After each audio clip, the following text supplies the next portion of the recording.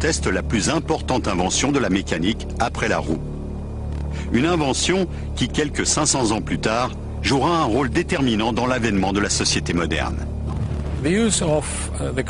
L'utilisation de la manivelle, reliée à ce que nous appelons un arbre à cames, a permis la naissance de nouvelles machines, puis des moteurs, d'abord à vapeur, ensuite à gazole ou à essence.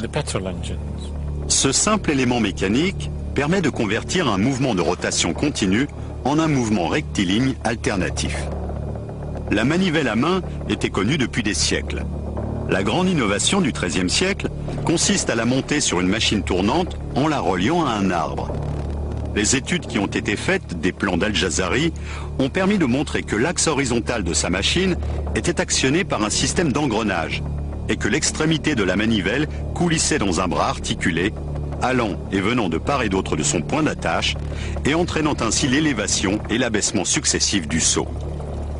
Avant les récentes études menées sur le manuscrit d'Al-Jazari, on pensait généralement que ce système était une invention européenne du XVe siècle.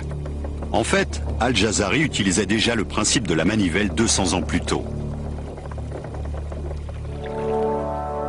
Un certain nombre d'autres éléments tentent à prouver que les grands mécanismes destinés à assurer l'approvisionnement en eau étaient très répandus et très développés dans le monde musulman de l'époque. Les norias, ces grandes roues à eau entièrement automatisées que l'on rencontre encore dans beaucoup de pays,